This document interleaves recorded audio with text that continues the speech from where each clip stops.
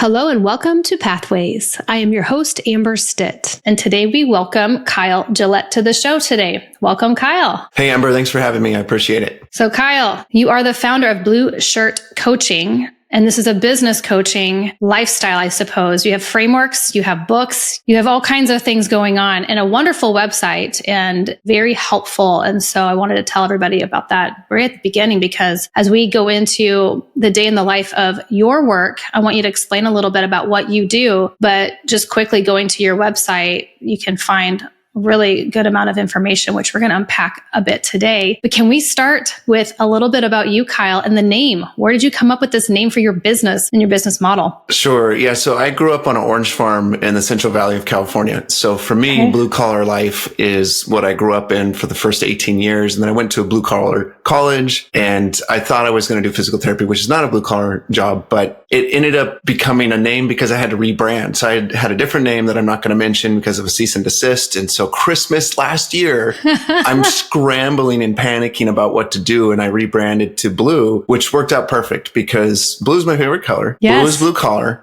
and blue is an acronym as well. So Blue stands for be a self-aware leader, lead with accountability, use a growth mindset, and empower others. And it's the basis of my Right Now Leadership book as well. So everything kind of just tied together really helpfully, even though it was a pain in the neck to have to rebrand it. Over Christmas.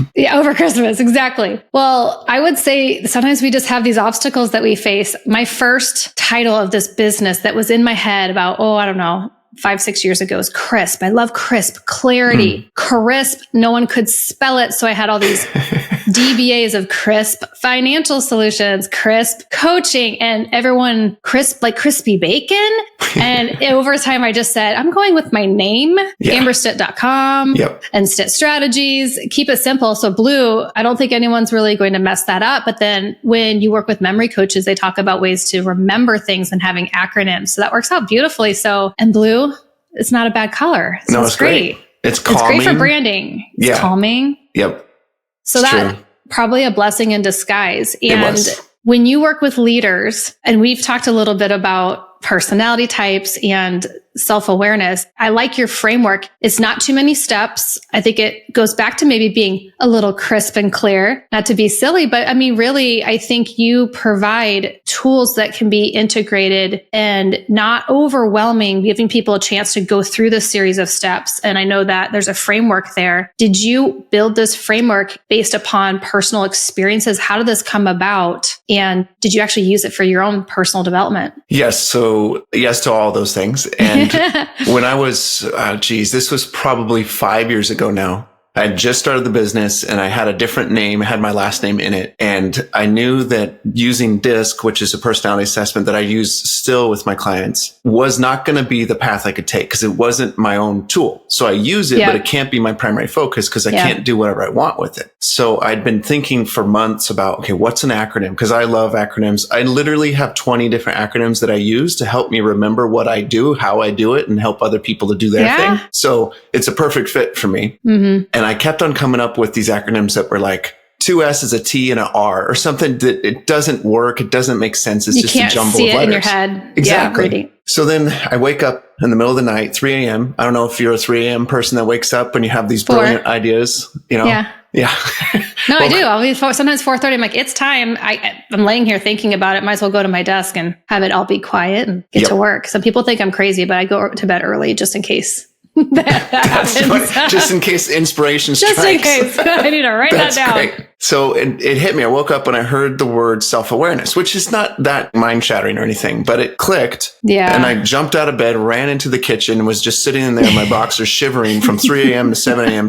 writing everything down that I could think of. Oh, how cool. That connected everything to become now what is Blue. So that was a really cool moment that brought everything together and then has moved my business forward in that regard. Because what I didn't know at the time was I thought Blue was just going to be a process that I did with people and it would be kind of random. Okay, let's empower over here. Let's lead with accountability over here. But then I've realized that it's actually sequential. So you do the 4 steps and then you start again and do the 4 steps because you grow through the process. I followed you and was listening to how you have a systematic approach, but it's not fluid because it's a framework, but it ebb and flows. It funnels into the next piece. But then as you keep learning, you keep adding on layers, it sounds like. And we do that as we grow through the beauty of growing up, I suppose, and getting older.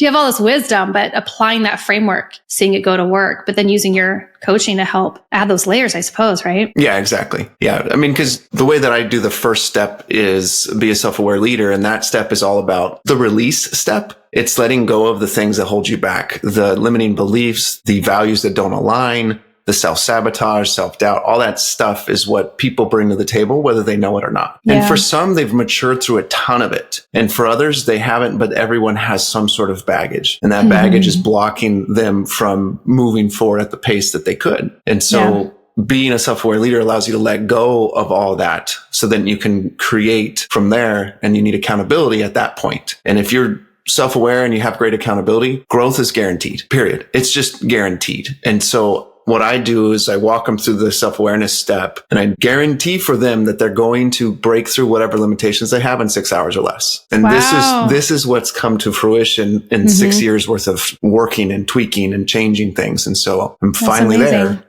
I'm really excited. Living proof of that. Back to my original question. It's you've seen that happen. I think sometimes with leadership or even entrepreneurship, sometimes things, and I've said this before with the podcast, we start with focusing on talents as step number one. It could be DISC. It could be, we talk about Clifton Strengths, but it doesn't have to be just that. It could be anything, a series of books that you need to read from all different types of authors and experiences. But really, we have to keep growing that. Self-awareness is so important. And I mean, after you've worked with a lot of, you said over 20 years, I think, is there a commonality between leaders that it's just always, or is this just a person thing? Everyone needs work in self-awareness. Yeah. Everybody. Yeah. No matter who you are. It's true. 100%. I think the exception though, or not the exception, but the really important part for business owners is they're leading people. Yeah. And the way that they show up impacts the people that they're leading. And then because those people that they're leading are impacted positively or negatively, they take that home with them. And when they take it home with them, it impacts their family. And then if it's good, then that's wonderful. If it's bad, then obviously that's going to be a problem. Yeah. And so the weight of what a business owner that's leading their team, the weight that they carry is pretty heavy beyond just the logistics of running a business. They're also helping people in their lives, giving them a livelihood. If you don't do that well, that creates generational issues, actually, which is really scary. There's a lot in the financial services industry that's traditional, and then there's some innovation happening, and there's like a meeting of the minds that, at least in the groups that I participate in, and trying to just modernize and innovate, but not lose the respect and the wisdom that comes with other previous generations. In anything that we do, when you're talking about generational, we work with a nonprofit in Phoenix and Arizona, but just breaking the cycle of generational poverty. And it could be a mindset. And you've talked about growing up considered blue collar, but like, it's just very interesting. And in my 40s, there's these certain jobs or roles that are supposed to be the exclusive, you've made it jobs. And maybe that's why you were like, I'm getting out of the orange groves. I'm going to go do this instead. And then you realize we can cultivate solutions for people and make our own businesses out of that. And it might not come all at once. It could be working a day job and then having a side situation that turns into something full time. But back to when you're talking about the group and the leadership, it's how you're showing up and then they're bringing that home. Even if they're not an owner or have equity in the business, there's still a piece that if we can really develop them, really add to the value of their lives and give them that opportunity to really show up and be part of that team and make it feel like it's their own. And I think sometimes when we do our leadership, we might invest in it and then it could just kind of fall off. I've seen a lot of leaders bring something in.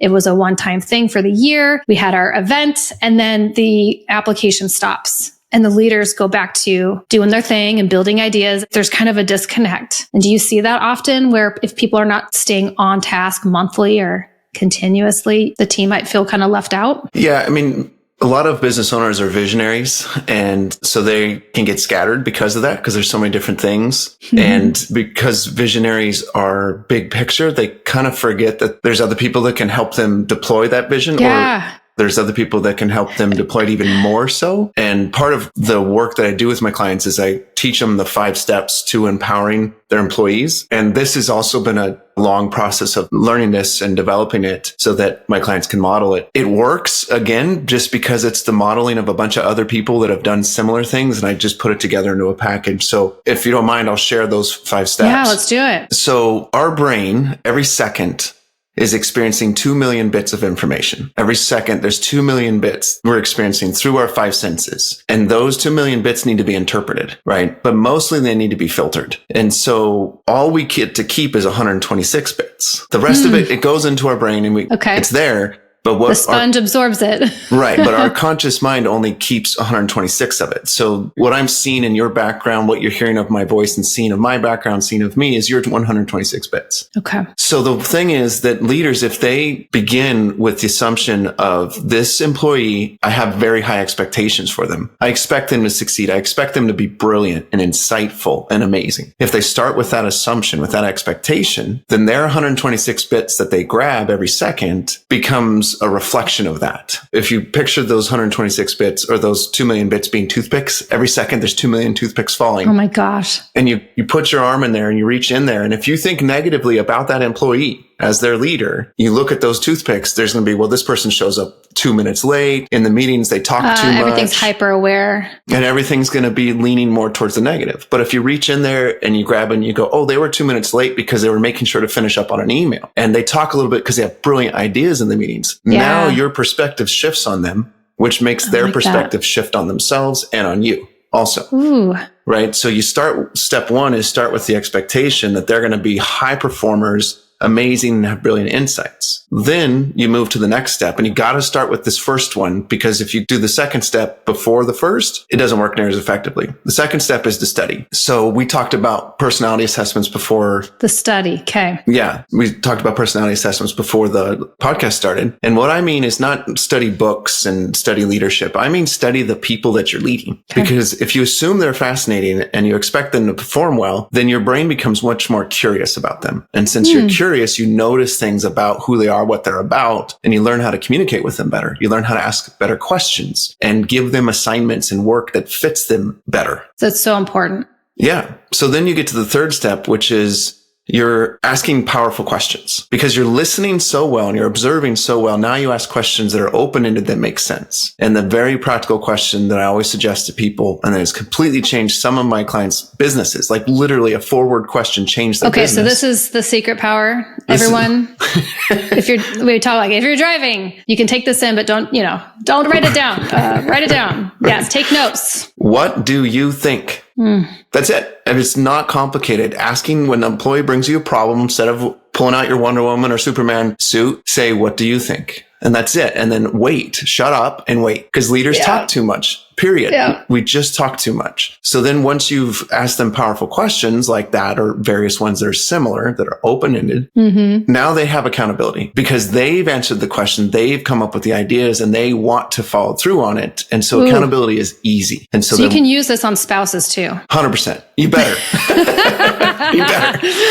It was your idea. Yep. So and also just gives respect for. Yes. But they do say surround yourself with people, like don't be the smartest one in the room. Yep. So what if you're not really sure? If you don't ask that question, you're not going to allow them to be open and share. And if you didn't hire dumb people, and if you did, you get rid of them because you made a mistake. And so get rid of them. But after they feel accountable, now you do the fifth step. And this one we have to do as well. They all go together. And that is celebrate. And you celebrate the employee. We don't celebrate the results. We celebrate the actions they took. And if there's setbacks or there's successes, we want to celebrate both. And the way you celebrate a setback is, what did you learn from this? How can you do it better? I'm really appreciative that you went into it and put this effort into it. What can we learn from this? Right. Yeah. And since they're already accountable, that conversation is easy. Yeah. I think that can take the tension out. Yes. If you mention to somebody, let's do an annual review and we're going to talk about you, it can make you have this sense of anxiety. But it's really because I want to know what's working, what's not working. And I've used that, and it opens up, they're not mad at me. They want to know more. And then I use the word innovate a lot, but let's look at the data and use that to then improve upon it. Yep. And so that accountability factor, I like that. But then we can share and celebrate it. Yeah. And I think sometimes it's not about technically money. It's about verbalizing the good. And that can go a long way. At least I've seen that. Yeah. I mean, I had a conversation with my mentor probably 2.5 months ago that I still remember, because he said something to me that was like, you are doing well. You are making an impact. Because I was beating the crap out of myself like a lot of leaders do, right? We beat the crap out of ourselves because we feel like we're on an island, and sometimes for seasons we are. And then he's like, Kyle, shut up. Keep it simple. The KISS method. No, right. Keep it simple. Yeah. And I like that you're talking about mentorship. And 2 months ago, this means you are taking on training for yourself, mentorship or whatever. I think leaders that don't, you might want to look at that, because we all need to do the work, just like improving on communication skills. And I talk a lot about next generation and the business opportunities I really think are going to be there, whether or not they go to college. There's going to be a lot, because you don't have to wait for classroom to really put something together and to start a company or a business. But as business owners with crazy ideas, you do feel like you're on an island. Sometimes things just do not make sense to another person, and you need someone to validate it. And sometimes you just got to go to that third party that's not emotionally involved in the program. And I think that true leaders seek out the work too and continue that. I mean, that's what we've learned from the greats, I think, from others that I study. Yeah. Masterminds, coaches, mentors. I just wrapped up at the very end, or towards the middle of November. I did 2 weeks worth of training where I was 10 hours a day getting trained. And I mean, that it was so intense, but that type of thing, when you develop yourself and put that type of attention on becoming a better leader, becoming a better version of yourself, it pays forward in so many powerful ways. And then obviously ongoing coaching and mentorship is another thing, but having someone to bounce your ideas off that's not a spouse, right? I do that obviously, and I do it a lot, but having a professional to bounce ideas off that's going to not have the whole relationship dynamics going on with me. Yes. That's huge. And they call you on your BS. And I call my clients on their BS too, because that's what they need. That's what I need and I want. And that's what they need. And those moments where a reframe happens or a shift in perspective happens, that can be literally life-changing for people. Talk about keeping the emotions out of it. In the financial industry, there's different ways that you can achieve financial freedom. A lot of it goes down to basic core principles that if you're having a bad day, if the economy is doing something, you can just go back to what's the framework. And that's, I know, part of the reason you built yours, takes the emotion out. I talk about 5 steps of peak performance. Have resilience in life by following a framework. You can't get upset if you've done the work in advance. Like, you're going to have things happen in life. So if you do the planning in advance, you can overcome obstacles quicker, faster. The 5th step of mine, it would be finding the community. And that's what you're talking about. It could be mentorship. It could be the network, being around others that are like-minded, that want to, even if they don't understand maybe your industry or your idea, they understand the why behind the need for it and can kind of push you to that next level. But yeah, I think we all can have those days where there's some doubt, and we're working with different personalities too. And I know that you've studied like the studies. I know you talked about DISC. Are there certain personalities that you just have seen over time that are just always pretty good together? Or any polar opposites that you should be aware of? Like, hey, you might balance each other out if you have this or that. Have you noticed anything about personalities in your experience? Yeah, in terms of business relationships, like personalities work well together. In terms of marriage relationships, opposite personalities work well together. And so... Whoa, wait a minute. The opposites attract thing? Yeah, even if they're different than you? Yeah, there's scientific proof, over the course of time with all these assessments being taken in that regard. They do fit. To be specific, usually you have someone that's a dominant person and influential person. So there's someone that is, wants a return on investment. They want results. They're fast paced. And then they're very typically fairly talkative and a little bit more salesy, if you will. They want to influence people to take action. And then the partner, in terms of relationship partner, their partner's much slower paced, much more analytical. They want things to be clear. They're logical, not emotional in comparison. They want to collaborate rather than be the lone person on it. And they're much more introverted versus extroverted. And so typically that's the combination that happens. Not all the time, of course, but that's a pretty common combination. But in leadership, it's be balanced. Yeah. And in leadership, you're more of the influence and dominant in the leadership. And then the employees are more often than not, they're more of the steady type where they want consistency. They want to feel safe and they want order and schedule and logic and follow the policies and procedures. And so that combination works really well together in the workplace. Well, I mean, sounds like you're delegating the different tasks because like you said, visionaries might need a certain flow, pace, but the clients or the product that you're selling needs to have a system and a process to be consistent and good over time. And I've made it very general. So a leader can be in any type of personality, period. And they can excel in any type of personality, period. But tends to be a little bit more of a pattern there. You've had a lot of application in this episode, I feel like. And I always wanted people to take something from this. They don't have to just go read or write down, but application. And I think easily we could say investing in your own personal growth is one of those things, and working on self-awareness, finding a system. Is there anything else from like implementing today that you'd want to share just as like an easy look in the mirror, have some reflection? Is there anything specific that you always just share as like, you can implement this today? Yeah, I would say two things. And one of them's a little quirky. And most people don't do it because it seems to be a little bit of a surprise to people. And the first one is we change roles all the time. So you're a podcast host. You told me what you're doing next, but I don't quite remember, but you're doing something next. And then you got something else after that you're doing that's also different. So each one of those things is a different role. Yeah. Two things that are really powerful to do within that frame is one, take a moment to close your eyes when you're done with that role and transition out of it. Mm-hmm. Just pause for 10 seconds for station identification. Pause for 10 seconds and think about what's next. Right. Yeah. And then as you do that, also think about how you want that event to end up, what the outcome is that you want for that. And picture that. What's the event 10, 15 minutes after you've completed that next event, that next experience, what it's going to be like. And you can do that in 10 to 30 seconds. Just take that moment, picture what you want it to experience. This is great for sales calls as well. But do that. And then you're putting that energy, that effort out into the future. So that's one simple way to do it. It takes you 30 seconds. Every leader has 30 seconds to do that. And it can make a huge difference. I do it every morning before anything happens in my day. I get up at 5:30 and I work through my calendar and I project out what I want those experiences to be like for myself and the person I'm experiencing it with. And then the second thing is also fairly simple, and it could take you 5 to 10 minutes, which is just journal in whatever way that you like to do it. And there's all kinds of different models. And in my case, I'm just literally journaling about what the previous day was about and what I learned from it, what I experienced. Other people do gratitude journals. There's all kinds of options. But when you journal, we think in two dimensions all the time is the way I like to describe it. We're in our head and we're thinking about something, and then we hear the voice in our head tells us something about that. And we're just back and forth in our head. When you put it down on paper and then you look at it, it's like you get this third dimension, this new angle, just like a mentor or a coach would. You now have this third dimension to look at what's going on in your life and in your business. If people are using voice to text audio like otter.ai, is journaling like that, then reading it later, good or bad, when you're trying to get to the third dimension of that aspect? Does it not work the same unless you're writing?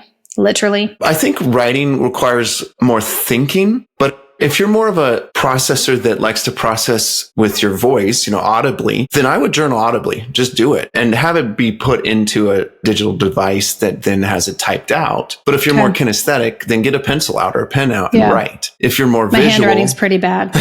Right. But I like fun pens and cool journals. So for you, there's a kinesthetic appeal to journaling for you. So leverage that. And then later you can read it through. And that's your third dimension of thinking as you reflect back on what you wrote. And then you'll have an insight. That's really neat. So I love the application. Yeah. Yeah. So if people want to find you, I know that we'll link up your information in the description box, but anything that you want to share just so they know they need to go find this thing. And I kind of already know the answer, but I don't want to spoil it. So let's talk about that. Sure. So we've talked about a few of the mindsets and habits that I mentioned in my book, Right Now Leadership. And I go into detail, obviously, about empowerment, about accountability, about the 4 different pillars of Blue. So you can go to my website, blueshirtcoaching.com/book. You could purchase the book through all kinds of different retailers, and you'll get much more in-depth insight into the 20 mindsets and 20 habits of today's leaders. Nice. I love that. I'm looking forward to checking out more, and really love the take action. I wasn't going to tell you this earlier, but I am that take action type of person. My husband might be a little bit dominant in other ways, but there is that balance, which was funny when you're talking about that today. I was like, yep, he's the one that'll probably pull me on vacation versus I would just maybe keep working. So I definitely need that yin and yang. Yes. So, but I love the application that people can walk out of here listening to our episode and really try to put the work together. And even if it's baby steps, like they say in Atomic Habits, let's just start Just a little change can go a long way. Like you've seen, I think that sometimes when you're working through things in business, something might not seem ideal, but then it can really turn into the right thing. And that's what's cool about life, but you got to give yourself some grace and allow it to happen. 100%. So I love that you shared that story. Well, thank you so much. And we're going to link up, like we said, information on how to find you for today's episode. Really appreciate you being here today. Yeah, thank you, Amber. I appreciate it. Thank you for joining us on today's episode of The Amber Stitt Show. For more information about the podcast, books, articles, and more, please visit me at amberstitt.com. Until next week, enjoy your journey at home and at work. Thank you for listening.